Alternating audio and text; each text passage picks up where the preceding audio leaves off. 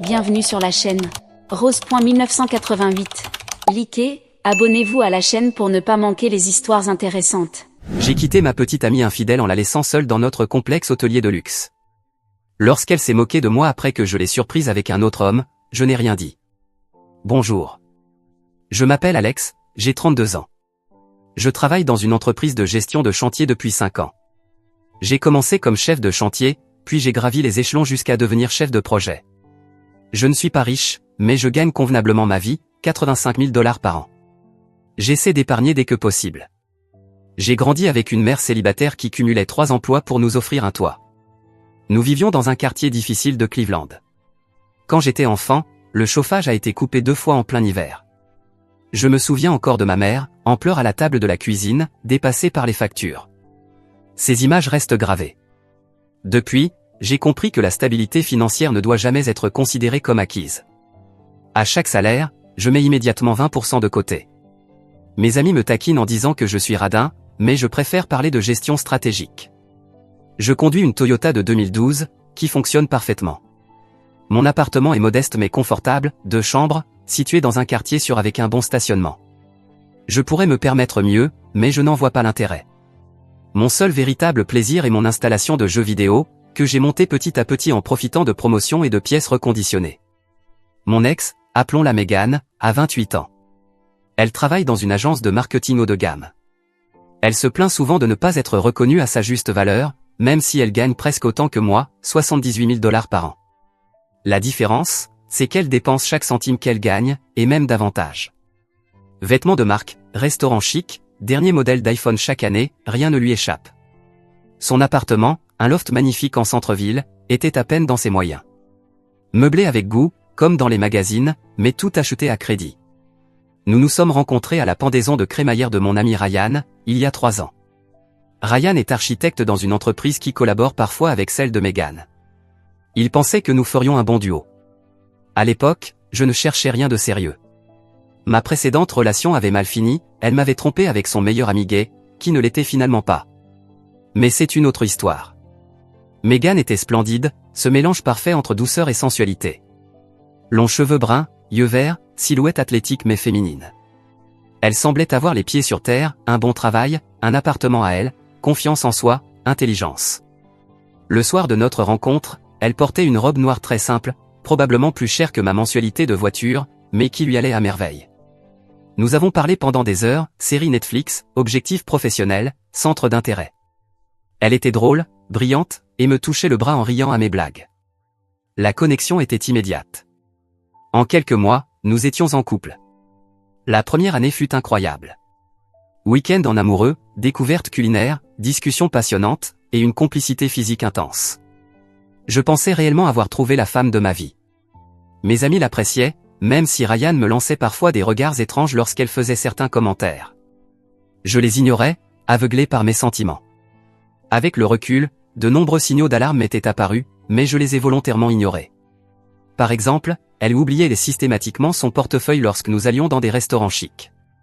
Au début, c'était attendrissant, zut, j'ai oublié mon sac.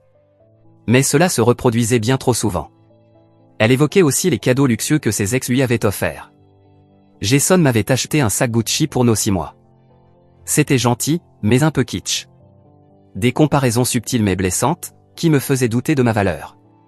Ses cartes bancaires étaient toujours proches du plafond, malgré son salaire confortable. Elle racontait en riant s'être fait refuser sa carte en magasin, il devrait augmenter ma limite. Ce n'est pas ma faute si tout ce qui est joli est cher. J'ai bêtement pensé qu'elle gérait mal son argent, mais qu'elle avait un bon fond. Je n'avais qu'à moitié raison. Il y avait aussi ses urgences financières, des réparations de voitures, sa sœur en difficulté pour le loyer, son ordinateur qui tombe en panne avant une présentation importante. En 3 ans, je lui ai prêté environ 7 000 $. Elle m'en a remboursé peut-être 1000, avec à chaque fois des excuses, commissions en retard, notes de frais non remboursées. Un jour, mon ami Dave m'a mis en garde. On buvait une bière chez lui quand il m'a lancé, « Frérot, Megan te prend pour un distributeur automatique. » Je me suis braqué, nous avons failli nous disputer, et je ne lui ai pas parlé pendant 2 semaines. Aujourd'hui, je regrette de ne pas l'avoir écouté. L'année dernière, mon père a été diagnostiqué avec un cancer du côlon, stade 3. Le choc a été immense. Il a toujours été mon modèle. Il a travaillé toute sa vie dans la construction. Il m'a appris à bricoler, à réparer une voiture, à me défendre. Quand il a commencé la chimiothérapie et qu'il est devenu trop faible pour vivre seul, je l'ai accueilli chez moi. C'était une évidence. Mais Megan a très mal réagi. Elle s'est plainte dès le lendemain de la première séance, je croyais qu'on allait emménager ensemble. Elle râlait parce que mon père occupait mon temps et mon espace. Elle était assise sur mon canapé, les yeux rivés à Instagram, pendant que mon père vomissait dans la salle de bain à cause du traitement. Il pouvait l'entendre se plaindre depuis la chambre d'amis. Je lui ai demandé de parler moins fort, elle a levé les yeux au ciel et a répondu, ce n'est pas comme s'il allait mourir. Les gens survivent au cancer. Ma tante a eu un cancer du sein, elle n'a même pas été si malade. J'aurais dû rompre ce jour-là. Mais je me suis convaincu qu'elle était stressée par son travail, qu'elle ne pensait pas ce qu'elle disait. Après cela, elle est venue de moins en moins. Toujours une excuse, des délais au bureau, des soirées entre copines. Et lorsqu'elle passait, c'était pour lancer des remarques désobligeantes, ça sent l'hôpital ici, ou peut-être que ton père serait plus à l'aise dans un établissement spécialisé, où des professionnels pourraient s'occuper de lui. Après que mon père ait suffisamment récupéré pour retourner chez lui, il m'a pris à part et m'a dit, mon fils, cette fille ne t'apportera que de la peine. J'ai rencontré beaucoup de femmes comme elle sur les chantiers, elles ne font que prendre sans jamais rien donner en retour. J'aurais dû écouter mon vieux. Il a toujours eu le flair pour juger les gens. Avançons jusqu'à notre 3e anniversaire de couple. J'ai décidé de sortir le grand jeu et de réserver des vacances dans un complexe de luxe à Hawaï. Cela m'a coûté près de $8 000, vol compris, hébergement, activités, le tout. J'ai mis 8 mois à économiser, en acceptant des petits boulots le week-end, en supervisant des rénovations mineures, et en réduisant mes dépenses au strict minimum. J'ai même vendu mon ordinateur de jeu et remplacé ma voiture par un modèle plus ancien pour pouvoir financer le voyage. Megan savait que je préparais quelque chose de spécial, mais elle n'avait aucune idée de quoi. Lorsque je l'ai surprise avec les billets, sa première réaction n'a pas été un « waouh » ou un « merci », mais « est-ce qu'on vole en première classe ?» La réponse était non. J'avais déjà tiré mon budget jusqu'à la limite pour le complexe en lui-même. Elle a boudé pendant une bonne heure, puis a passé la semaine suivante à se plaindre au téléphone avec ses amis, tout le monde va à Hawaï, Brit. C'est tellement banal. J'espérais Bali ou les Maldives, tu vois, quelque chose de plus digne d'Instagram. J'ai entendu ça alors que j'étais dans la pièce d'à accent grave côté, faisant semblant de dormir encore. De mon côté, j'étais surexcité. J'avais même acheté une bague. Rien de spectaculaire, juste un diamant simple qui m'avait coûté $3 000 supplémentaires. Je prévoyais de faire ma demande le dernier soir, lors d'un dîner privé sur la plage que j'avais réservé spécialement. Cette réservation seule m'avait coûté $500. Avec le recul, j'ai évité une sacrée balle. Le complexe était incroyable, bungalow privé avec jacuzzi, vue sur l'océan, formule tout inclus, et même un concierge personnel nommé Kai, qui organisait toutes les activités que nous voulions. C'était bien au-delà de mon budget habituel, mais je voulais que ce soit mémorable. Après un long vol avec escale à Los Angeles, nous avons atterri à Maui. J'étais épuisé mais enthousiaste à l'idée de commencer les vacances. Le complexe avait même envoyé une voiture privée pour nous récupérer à l'aéroport, un extra qui m'avait coûté $150 l'aller. À peine installé, Megan a commencé à se plaindre du vol, la classe économique, c'est une torture pour mon dos. Durant tout le trajet en voiture, elle est restée collée à son téléphone au lieu de regarder les paysages magnifiques de l'île. Une fois arrivé, j'ai été époustouflé, palmiers dansant dans la brise, au ciel ouvert avec un bassin de carp koi, personnel souriant qui nous a accueillis avec des colliers de fleurs fraîches et des serviettes froides.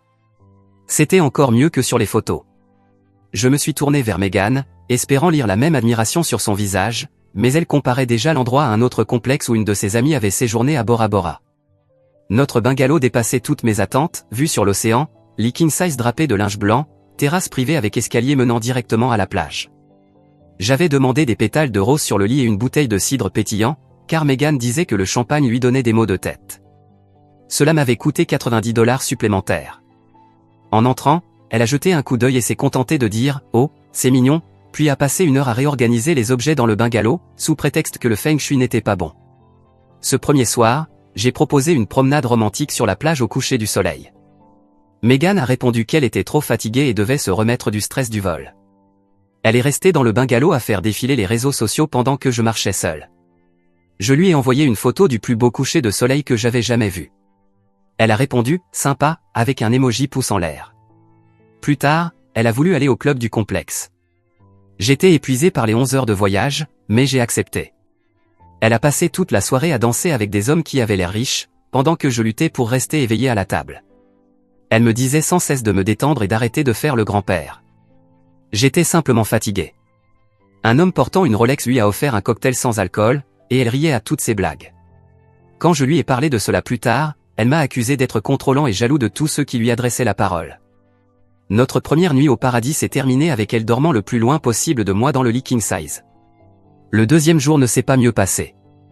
J'avais réservé un massage en couple, mais Megan était fatiguée et a brusqué la masseuse en se plaignant qu'elle appuyait trop fort. La pauvre femme semblait au bord des larmes. Après le déjeuner, Megan a soudainement retrouvé le sourire en découvrant la piscine à débordement du complexe, où plusieurs hommes se détendaient. D'un coup, elle était très enthousiaste à l'idée de « profiter de nos vacances ». J'ai remarqué qu'elle devenait particulièrement familière avec un employé, un certain Jack, musclé, qui travaillait à la piscine. Elle riait à toutes ses plaisanteries, le touchait régulièrement le bras, jouait avec ses cheveux. Le scénario classique. Quand j'ai évoqué son comportement, elle a répondu « Tu es tellement paranoïaque. Tu vas être jaloux pendant tout le voyage ? C'est tellement peu attirant. » Pendant ce temps, Jack venait régulièrement à nos transats, apportant à Megan des smoothies gratuits et des serviettes supplémentaires pour « la jolie dame », sans même me jeter un regard. J'ai essayé de relativiser, me disant qu'il espérait juste un bon pourboire. Le soir, pendant le dîner, elle n'a cessé d'écrire des messages sur son téléphone. Littéralement toutes les 30 secondes, elle tapait, riait en coin, regardait son écran. Quand je lui ai demandé avec qui elle discutait, elle s'est immédiatement braquée « Tu dois vraiment tout surveiller, maintenant ? C'est juste Brittany du boulot. On planifie une présentation pour mon retour. » J'avais rencontré Brittany une fois. Grande, blonde, elle me regardait comme si j'étais quelque chose qu'elle avait écrasé sous sa chaussure. J'avais toujours eu l'impression qu'elle me jugeait inférieur à Megan. J'avais pourtant réservé un restaurant exceptionnel pour ce dîner, connu pour sa cuisine hawaïenne en circuit court, avec une liste d'attente de 6 mois. J'avais réussi à obtenir une table. Le chef lui-même est venu nous expliquer chaque plat. Megan, elle, ne levait quasiment pas les yeux de son téléphone, puis s'est plainte que les portions étaient trop prétentieuses et a demandé à s'arrêter acheter une pizza sur le chemin du retour. Ce soir-là, elle a prétendu être trop fatiguée pour toute intimité, mais a passé 2 heures dans la salle de bain à se préparer pour aller dormir. Quand elle est enfin sortie, elle s'est simplement glissée sous les draps et a fait semblant de dormir. J'ai remarqué que son téléphone s'éclairait constamment avec des notifications, qu'elle consultait dès qu'elle pensait que j'étais endormi.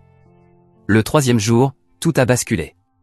J'avais réservé une excursion exclusive en hélicoptère au-dessus d'un volcan. $700 pour 2. Ce matin-là, Megan a affirmé avoir une migraine et a dit qu'elle resterait à la piscine pour se reposer. Vas-y, chérie. Cela ne sert à rien que nous manquions tous les deux cette activité, surtout qu'elle n'est pas remboursable. Elle semblait presque trop enthousiaste à l'idée que je parte sans elle. J'ai failli annuler pour rester à ses côtés, mais elle m'a presque poussé dehors, j'ai juste besoin de dormir un peu. Profite. Environ 30 minutes après le début du vol en hélicoptère, je ne pouvais m'empêcher de penser à quel point ces vacances avaient été misérables jusque-là. Megan semblait agacée par tout ce que j'avais planifié, sauf quand il y avait d'autres hommes autour. Le pilote nous montrait les coulées de lave et des paysages à couper le souffle, mais je n'arrivais pas à me concentrer. Quelque chose n'allait pas. J'ai inventé une excuse sur un mal de l'air et demandé au pilote s'il pouvait écourter le vol. J'ai payé la totalité malgré tout et suis retourné au complexe pour voir si Megan se sentait mieux. Pendant tout le trajet en taxi, j'avais un nœud à l'estomac. Appelez ça de l'intuition, mais je savais que quelque chose clochait. Le chauffeur, un homme hawaïen plus âgé nommé Keoni, a dû remarquer mon expression. « Tout va bien, mon frère ?» a-t-il demandé. « Oui, je suis juste inquiet pour ma copine, elle ne se sentait pas bien. » Il a hoché la tête avec sagesse. « Quand ma femme ne va pas bien, je lui prépare un thé au gingembre et je reste à ses côtés. 20 ans de mariage le mois prochain. » « C'est magnifique, ai-je répondu. « Un conseil ?» Il a réfléchi un instant, trouve quelqu'un qui te regarde de la même manière, que les gens soient là ou non. Ces mots sont restés gravés dans ma tête. Lorsque nous sommes arrivés à l'entrée du complexe, je lui ai laissé un pourboire généreux et les remercier pour ses paroles. De retour à notre bungalow, j'ai entendu de la musique. Pas n'importe quelle musique, notre playlist. Celle que j'avais créée spécialement pour nos moments d'intimité. Mon cœur s'est mis à battre si fort que j'ai cru qu'il allait exploser. J'ai glissé ma carte clé aussi discrètement que possible. Le salon était vide, mais il y avait 2 smoothies à moitié terminés sur la table, pas dans des verres du complexe, mais dans nos gobelets personnels que j'avais apportés en surprise. Megan m'avait dit un jour qu'elle trouvait romantique de boire dans les mêmes verres quand on voyageait. Des vêtements étaient éparpillés au sol, une chemise d'homme que je ne reconnaissais pas, le haut de bikini de Megan. Mes mains se sont mises à trembler. J'ai entendu des rires venant de la chambre, puis une voix d'homme, « Ton copain a vraiment payé pour tout ça ?» Quel pigeon. La réponse de Megan m'a glacé le sang, « Oui, Alex est un gentil garçon, mais tellement ennuyeux. Toujours en train d'économiser pour l'avenir, comme si on était déjà mariés ou je ne sais quoi. Une fille a besoin d'un peu d'excitation, tu comprends. » Jake, c'était bien sa voix, a demandé, « Tu vas vraiment le quitter après ce voyage ?» Elle a répondu, « J'essaie de le pousser à rompre depuis des mois, mais il est tellement désespéré qu'il accepte les miettes d'attention que je lui donne. C'est un peu pathétique. Peut-être que je franchirai enfin le pas à notre retour, tout dépend de comment ça se passe entre toi et moi cette semaine. » Elle a éclaté de rire, un rire cruel et moqueur que je ne lui avais jamais entendu. Jake a enchaîné, « Et ce gars du bureau dont tu me parlais ? Mike ? Juste une distraction quand je m'ennuie au boulot. Il a de l'argent, cela dit. Il m'a emmené dans ce resto de sushi hyper chic la semaine dernière pendant qu'Alex pensait que j'étais à une soirée entre filles. » Un autre rire. Alex est tellement naïf. Je vois Mike depuis 6 mois et il ne se doute de rien. J'ai ouvert la porte et ils étaient là. Megan et Jake, complètement nus, dans notre lit que je payais $600 la nuit. Ils ne m'ont même pas remarqué tout de suite. Quand ils m'ont vu, le visage de Megan a traversé 5 émotions en 2 secondes, choc, gêne, peur, puis l'étrangement agacement. « Alex ? Qu'est-ce que tu fiches là ? Tu es censé être en excursion. » Elle ne faisait même pas mine de se couvrir, juste agacée d'avoir été interrompue. Jake, au moins, semblait un peu honteux. « Merde, mec, je suis désolé », a-t-il bafouillé. « Vous aviez un arrangement ou quoi ? » Je n'ai rien dit. Je suis resté là, figé, pendant que mon cerveau tentait d'absorber ce que mes yeux voyaient. 3 ans. 3 foutues années que j'avais investies dans cette relation. Toutes ces fois où j'avais défendu Megan auprès de mes amis quand ils disaient qu'elle était égoïste. Tous ces boulots supplémentaires que j'avais acceptés pour pouvoir offrir ce voyage. La bague dans ma valise, achetée après 3 mois d'économie. « Tu vas juste rester là à nous fixer ? » « C'est flippant, » a dit Megan, attrapant enfin un drap, non pas par honte, mais comme si ma présence la dérangeait. « Je ne crois pas qu'il va bien, » a murmuré Jake, en enfilant son caleçon. « Il va très bien, » a tranché Megan. « Alex, sérieusement, tu peux nous laisser une minute ? » C'est gênant. C'est là que quelque chose en moi s'est brisé. Pas de manière violente. Plutôt comme un moment de lucidité absolue. J'ai soudainement vu Megan telle qu'elle était vraiment, l'égoïsme, le mépris, la cruauté insidieuse. Et j'ai compris que j'étais resté aveugle à tout cela pendant 3 longues années. Dans ce même instant, j'ai aussi compris que j'avais tout le pouvoir. Toutes les réservations étaient à mon nom, les activités, la chambre, le vol-retour. Tout. Prenez tout le temps qu'il vous faut, ai-je dit d'un ton étrangement calme. J'ai marché jusqu'à ma valise et commencé à ranger mes affaires. « Qu'est-ce que tu fais ?» a demandé Megan, l'air soudain inquiet. Pas triste. Pas désolé. Juste inquiète. « Qu'est-ce que tu crois ?» ai-je répondu. « Ne sois pas si dramatique », a-t-elle répliqué en levant les yeux au ciel. « Ce n'est pas comme si on était mariés. Tu ne peux pas juste partir comme ça. » Jake s'habillait à toute vitesse. « Je ferais mieux d'y aller. »« Non, reste. Vous avez clairement des projets, leur ai-je dit. Ne vous laissez pas interrompre. »« Tu es ridicule, Alex », a lancé Megan, avec ce ton condescendant que j'avais tant de fois entendu. « Il nous reste encore 4 jours ici. J'ai fait une erreur, d'accord ? Tout le monde en fait. » Je continuais à faire ma valise, méthodiquement, t-shirt, short, article de toilette. J'ai glissé la boîte contenant la bague au fond d'une poche. J'ai sorti mon téléphone et pris quelques photos rapides d'eux dans le lit juste au cas où. « Tu prends des photos ? » « C'est illégal, » a crié Megan, se couvrant soudainement. « C'est ma chambre, » ai-je dit posément. Et Hawaï est un état à consentement unilatéral. Tu vas vraiment tout jeter à la poubelle pour un simple écart ? Après tout ce que j'ai supporté de ta part ? Cette phrase m'a fait tiquer. Supporter quoi, exactement, Megan ? Oh s'il te plaît, ton boulot ennuyeux, ton obsession pour le budget, ton père malade qui a vécu avec nous pendant des mois. J'ai été patiente, Alex. Bien plus que la plupart des filles ne l'auraient été.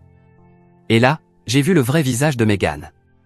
Celui que mon père avait perçu, et que j'avais refusé de voir. Tu sais ce qui est drôle ? J'allais te demander en mariage pendant ce voyage. Ses yeux se sont agrandis, subitement calculateurs.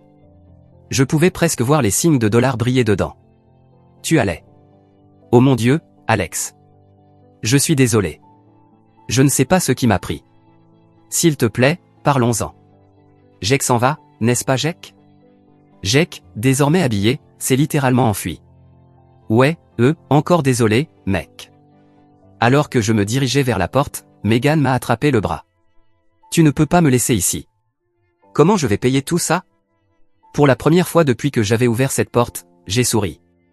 Ce n'est plus mon problème. Alex, sois raisonnable, dit-elle avec sa voix mielleuse, celle qu'elle utilisait quand elle voulait quelque chose de cher. Discutons-en. Je sais que j'ai déconné, mais tu ne peux pas m'abandonner à Hawaï. Regarde-moi bien. J'ai dégagé mon bras et suis sorti. Alors que je fermais la porte, je l'ai entendu hurler, tu reviendras. Tu reviens toujours en rampant. Et c'est là que j'ai su exactement ce que j'allais faire. Je me suis arrêté à la réception et ai demandé une feuille de papier et une enveloppe. J'ai écrit une note rapide. Megan, ton vol retour est le HA982 samedi à 14h30, siège 23C. Ne m'appelle pas, j'ai bloqué ton numéro. Alex? J'ai scellé l'enveloppe, avec la mention « à remettre demain matin » inscrite dessus. Je remis l'enveloppe au concierge avec un billet de $20. Pourriez-vous s'il vous plaît remettre cela à la chambre 714 demain vers 10h? Le concierge hocha la tête. Bien sûr, monsieur. Puis-je faire autre chose pour vous?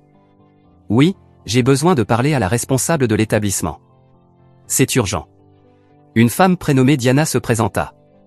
Professionnelle, mais visiblement préoccupée par mon expression, elle devait avoir la quarantaine, avec des yeux bienveillants et l'allure soignée de quelqu'un ayant de nombreuses années d'expérience dans l'hôtellerie.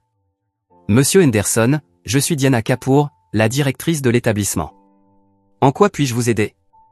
Je dois faire le check-out immédiatement, lui dis-je. Pour des raisons personnelles. Diana me conduisit dans un bureau privé, à l'écart du hall, loin des oreilles indiscrètes. Elle consulta son ordinateur. Monsieur Henderson, vous avez encore 4 nuits réservées dans notre bungalow premium. Il y a des frais importants pour un départ anticipé. Je les paierai, répondis-je. Mais j'ai une question, toutes les réservations, activités et crédits de restauration sont bien à mon nom, n'est-ce pas? Elle acquiesça lentement, comprenant visiblement que quelque chose n'allait pas. Oui, tout est lié à votre dossier et à votre moyen de paiement, et si je quitte l'hôtel maintenant, qu'advient-il de ces réservations? Diana sembla mal à l'aise. Eh bien, elles seraient automatiquement annulées et les frais remboursés sur votre carte. Votre invitée devrait se réenregistrer à son nom avec son propre moyen de paiement si elle souhaite rester. C'est à cet instant que j'ai pleinement réalisé le pouvoir que j'avais dans cette situation. Le bungalow, la location de jet ski prévue pour le lendemain, le dîner croisière au coucher du soleil, les soins au spa, tout était réservé en mon nom, sur ma carte de crédit. Et concernant le crédit du complexe, demandai-je. Nous avions environ $2000 de crédit pour les repas et boissons inclus dans le forfait. Il serait également perdu si vous partez, expliqua Diana. Je hochai la tête, pensif. Et quel est le tarif journalier du bungalow si quelqu'un le réservait aujourd'hui? C'est notre haute saison, donc $950 par nuit, auxquels s'ajoutent les frais et les taxes. Environ $1200 par nuit. Je souris. La carte de crédit de Megan avait une limite de $5000. Elle l'avait maxée pour acheter une nouvelle garde-robe pour ce voyage, maillot de bain, robe, sandales. Elle m'avait accidentellement montré le relevé en se plaignant d'un débit, et j'avais vu qu'il lui restait moins de 2 cents de crédit disponible. Une dernière chose, ajoutai-je. Pourriez-vous éviter d'informer l'autre cliente de mon départ avant demain matin? J'aimerais éviter un scandale. Diana comprit aussitôt. Bien sûr, monsieur. Nous nous en occuperons discrètement. Et pouvez-vous faire en sorte que le ménage ne passe pas dans la chambre avant mon départ? Il me reste quelques affaires à récupérer. Certainement, répondit-elle. Le départ sera officiellement enregistré à minuit, mais votre carte d'accès restera active jusqu'à 10h demain. Je la remerciai et me tournai pour partir, puis ajoutai, oh, et notez que Jake, de la piscine, est entré dans des chambres sans autorisation. Vous devriez enquêter là-dessus. Le visage de Diana se durcit légèrement. Merci de nous l'avoir signalé. Nous prenons la conduite du personnel très au sérieux. Elle tapa quelque chose sur son ordinateur. Monsieur Henderson, je suis sincèrement désolé que votre séjour ait été gâché. J'ai pris la liberté de supprimer les frais d'annulation, et je vous offre une remise de 50% si vous choisissez de revenir dans notre établissement. J'étais surpris. Merci, mais ce n'est pas nécessaire. Nous sommes fiers d'offrir une expérience agréable et reposante à nos clients. Visiblement, nous avons échoué dans votre cas. Elle me tendit sa carte de visite. Si vous souhaitez réserver à nouveau, peut-être dans des conditions plus propices, contactez-moi directement. Je retournai à la chambre pour récupérer mes dernières affaires. Megan était sous la douche, probablement en train de laver l'épreuve. Je l'entendais fredonner, totalement indifférente à ce qui venait de se passer. Je pris rapidement mes affaires, y compris mon passeport et les informations de vol retour, l'unique copie papier que nous avions. J'en pris une photo pour qu'elle puisse rentrer chez elle, mais elle ne le saurait pas encore. Je remarquai son sac à main sur la table. Pendant une fraction de seconde, j'ai envisagé de prendre son portefeuille ou sa carte d'identité, pour vraiment la mettre en difficulté. Mais je ne suis pas ce genre d'homme. Et ma revanche serait plus douce sans franchir cette ligne. Je laissai ma carte d'accès sur la table et sortis sans dire au revoir. En fermant la porte, j'entendis l'eau de la douche s'arrêter. Une part de moi voulait rester, l'affronter une dernière fois. Mais je savais qu'il n'y avait plus rien à dire. J'ai réservé une chambre dans un autre hôtel, de l'autre côté de l'île. Un endroit modeste, rien de luxueux, pour $180 la nuit. Le soulagement d'avoir quitté cette situation fut immédiat, presque physique, comme si je déposais enfin un poids que je portais depuis des années. J'ai éteint mon téléphone et suis parti marcher sur une plage publique. Je regardais les familles jouer dans les vagues, les couples se tenir la main. Pour la première fois depuis des années, je me suis senti libre. Le lendemain matin, j'ai rallumé mon téléphone. 28 appels manqués. Plus de 50 messages de Megan.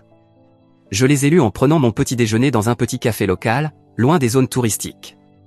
Les premiers messages étaient en colère. T'es où, bordel? Arrête de faire l'enfant et reviens. Puis la confusion, le restaurant dit que la réservation a été annulée, qu'est-ce qui se passe? Ensuite la panique, la réception vient d'appeler, ils disent que tu as quitté l'hôtel. Ils veulent que je paie $1 200 pour cette nuit ou que je parte avant midi. Alex, ce n'est pas drôle. Puis le désespoir, ma carte a été refusée. Ils disent que je dois payer pour tout. Où est-ce que je vais aller? Je n'ai pas assez pour un billet retour. Ils annulent toutes les réservations. Le jet ski, le Luo, tout. Mes parents ne répondent pas, Brittany non plus. Tous les hôtels à moins de $500 sont complets. Alex, s'il te plaît, je sais que j'ai merdé, mais tu ne peux pas me faire ça. Chaque message devenait plus désespéré. Les derniers n'étaient que des émojis en pleurs, suivis de « appelle-moi » répétés en boucle. Je lui ai envoyé un seul message, on dirait que tu as un problème. Peut-être que Jack peut t'aider. Elle a appelé aussitôt. Je l'ai laissé tomber sur la messagerie. Elle était hystérique, Alex, je t'en supplie. J'ai fait une erreur terrible. Je me fais virer de l'hôtel, je n'ai nulle part où aller. Tous les hôtels sont complets ou trop chers. J'ai appelé mes parents, mais ils ne répondent pas. Je t'en supplie. Je lui ai envoyé un dernier message, ton vol retour est toujours réservé pour samedi. Ton nom est sur le billet. Elle a répondu immédiatement, c'est dans 4 jours. Je fais quoi d'ici là? Il me reste $300 en liquide. Alex, s'il te plaît.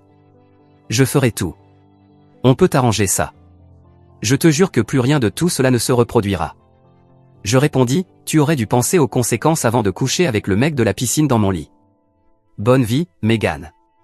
Et je bloquai son numéro. Plus tard ce jour-là, j'ai reçu un appel de Brittany, soi-disant collègue de Megan. J'avais toujours soupçonné qu'elle était au courant. T'es vraiment une ordure, a-t-elle craché. Laisser une femme coincée à Hawaï, très virile, bravo. Je croyais que le féminisme, c'était l'égalité, ai-je rétorqué. Megan est une femme indépendante avec un travail et une carte bancaire. Elle s'en sortira. Sa carte est maxée et le seul hôtel avec des chambres libres demande $500 la nuit. Elle est assise dans un café avec ses valises.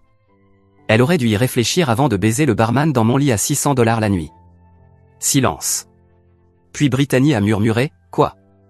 Elle ne t'a pas dit cette partie? Demande-lui ce qu'il s'est passé avec Jack, le gars de la piscine. Le moment où je les ai surpris ensemble après qu'elle ait simulé une migraine pour m'éloigner du complexe. Vous vous êtes disputés et tu es parti pour rien, avait dit Brittany, mais sa voix semblait soudain incertaine. Ouais, enfin, elle ment. Comme elle t'a probablement menti sur bien d'autres choses. Qu'est-ce que ça veut dire? Demande-lui ce qu'il en est de Mike, du bureau. Le gars qu'elle fréquente dans mon dos depuis 6 mois. Je l'ai entendu en parler à Jack, juste avant de les surprendre ensemble. Un long silence. Je dois y aller. 1 heure plus tard, je reçus un message d'un numéro inconnu. C'est Brittany. Je suis désolé. Je ne savais pas ce qui s'était réellement passé. Elle nous a menti à tous. J'ai passé le reste de mon séjour à Hawaï à réellement profiter. J'ai fait du surf, randonné jusqu'à un volcan, mangé dans des endroits locaux au lieu des pièges à touristes, rencontré des gens sympas à l'hôtel qui m'ont invité à faire de la plongée avec eux. Les meilleures vacances de ma vie, une fois ce poids mort écarté. J'ai eu une légère pointe de culpabilité, sachant que Megan était peut-être coincée quelque part. Alors, anonymement, j'ai payé 2 nuits dans un motel bon marché et j'ai demandé à la réception de lui remettre la clé lorsqu'elle arriverait. Pas parce qu'elle le méritait, mais parce que j'avais besoin de savoir que j'étais toujours une bonne personne, même si elle ne l'était pas. Le 3e jour de ma liberté, j'ai reçu un appel d'un numéro inconnu. C'était Ryan. Mec, qu'est-ce qu'il s'est passé? Les parents de Megan m'ont appelé pour te retrouver. Je lui ai résumé la version courte. Il resta silencieux un moment, puis lâcha. Merde, je suis désolé. J'aurais dû te prévenir. Qu'est-ce que tu veux dire? Il poussa un long soupir. J'avais entendu des rumeurs à propos d'elle et de Mike, au bureau. Il y a quelques mois. Je ne voulais pas y croire sans preuve. Je pensais que c'était juste des potins. Et pourquoi tu ne m'en as pas au moins parlé? Je l'ai essayé. Tu te souviens de cette soirée chez Dave, quand je t'ai dit qu'il fallait qu'on parle de Megan? Tu m'as coupé direct en disant que j'étais jaloux parce que j'étais célibataire. Et il avait raison. Je l'avais dit. J'étais tellement sur la défensive à son sujet. Tu sais ce qui lui est arrivé, demandai-je, pas parce que je m'inquiétais vraiment, mais par curiosité morbide. D'après ce que j'ai entendu, elle a réussi à joindre ses parents, qui lui ont envoyé de l'argent en urgence.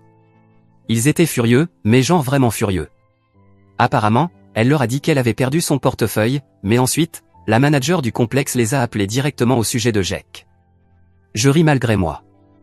Diana a appelé ses parents? On dirait bien. Quelque chose comme nous avons contacté les personnes d'urgence de Mademoiselle Wilson, car elle semblait en détresse. Honnêtement, je pense que la manager essayait de l'aider, mais elle a fini par révéler son mensonge dans le processus. Quand je suis rentré chez moi, Ryan m'attendait à l'aéroport. Mec, tu as l'air différent. Bronzé, mais aussi, je ne sais pas, plus léger, d'une certaine manière. Incroyable ce que le fait de se débarrasser d'un parasite infidèle peut faire pour ton moral, ai-je répondu, à moitié en plaisantant. Il m'a raccompagné chez moi en me racontant ce qui s'était passé pendant mon absence. Megan racontait à tout le monde que je l'avais abandonné à Hawaï après une petite dispute. Je lui ai montré les photos que j'avais prises en les surprenant. Oui, j'avais eu la présence d'esprit d'en capturer quelques-unes avant qu'il ne remarque ma présence. Sa mâchoire est tombée. Putain, elle m'a dit que vous vous étiez disputé parce que tu contrôlais ses dépenses pendant le voyage. Typique de Megan, tordre la vérité. Comment elle est rentrée, au fait? Ryan a éclaté de rire. C'est ça le meilleur. Elle a dû appeler ses parents, qui lui ont envoyé de l'argent pour un hôtel et un vol anticipé. Elle vit chez eux depuis son retour, trop honteuse pour affronter qui que ce soit. Ses parents? Ça a dû être une conversation mémorable. Oh, ça ne s'arrête pas là, continua Ryan. Apparemment, quand ils lui ont demandé pourquoi elle avait besoin d'argent en urgence, elle leur a raconté que vous vous étiez disputé. Mais ensuite, Jake, le mec de la piscine, a appelé le complexe pour la retrouver. Et la responsable a mentionné qu'il y avait eu un incident impliquant leur fille et un membre du personnel. Je n'ai pas pu m'empêcher de rire. Donc, ses parents savent tout? Pratiquement. Et tiens-toi bien, ce Mike, de ton bureau, avec qui Megan sortait en secret. Il m'a appelé pour savoir ce qu'il s'était passé, parce qu'elle l'a soudainement bloqué partout. Attends. Mike t'a appelé? Comment il a eu ton numéro? Ryan haussa les épaules. On s'est déjà croisé lors d'événements de l'entreprise. Il a dit qu'il devait s'expliquer avec toi. Apparemment, Megan lui avait raconté que vous étiez pratiquement séparés, que vous faisiez juste semblant. Il n'avait aucune idée qu'il était le plan B. 2 jours plus tard, on sonna à ma porte. C'était Robert, le père de Megan. Je l'avais toujours apprécié, un homme franc et droit, c'était un homme à l'ancienne, qui avait travaillé toute sa vie comme mécanicien. Alex, dit-il, visiblement mal à l'aise, tu as une minute? Je l'ai invité à entrer et lui ai offert un verre d'eau. Il s'est assis lourdement sur mon canapé, l'air épuisé. Megan nous a dit ce qui s'est vraiment passé, dit-il. Sa mère et moi sommes honteux. Nous l'avons élevé mieux que ça. Ce n'est pas votre faute, Robert. Peut-être, peut-être pas, mais je suis désolé malgré tout. Il sortit son portefeuille. Je veux te rembourser pour le voyage. Ce n'est pas juste que tu aies perdu tout cet argent. Je secouai la tête. Gardez-le. Considérez cela comme le prix que j'ai payé pour découvrir qui elle était vraiment, avant de commettre une erreur encore plus grave. Il me regarda droit dans les yeux.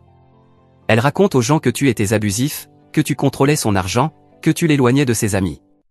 Fais attention. Ma fille peut être vindicative quand son orgueil est blessé. Après le départ de Robert, je reçus un message de la sœur de Meghan, Jess, m'avertissant que Meghan prévoyait de débarquer avec une histoire de fausse grossesse. Et comme prévu, elle se présenta à ma porte ce soir-là, prétendant avoir du retard. Quand je l'ai confrontée au mensonge, son visage passa instantanément de vulnérable à furieux.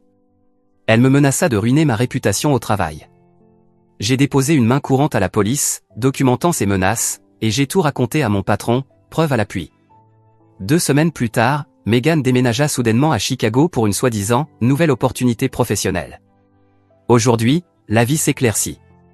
Le mois prochain, je pars en vacances en solo cette fois. Et l'argent que j'avais économisé pour la bague de fiançailles de Meghan? Il finance désormais 2 semaines en Thaïlande. Parfois, la meilleure des vengeances, ce n'est pas seulement de quitter quelqu'un qui vous traite comme une merde. C'est de le laisser affronter les conséquences de ses propres actes, pendant que vous passez à une vie meilleure. Eddie, putain, cette histoire a explosé pendant la nuit. RIP ma boîte de réception. Voici les réponses aux questions les plus posées. Le coût total du voyage était d'environ 8 000 $. Une leçon coûteuse, mais toujours moins chère qu'un divorce. Oui, j'ai qu'à été licencié. Oui, j'ai changé les serrures, bloqué Meghan partout et vérifié mon rapport de crédit. Parfois, il arrive que les ordures se sortent toutes seules.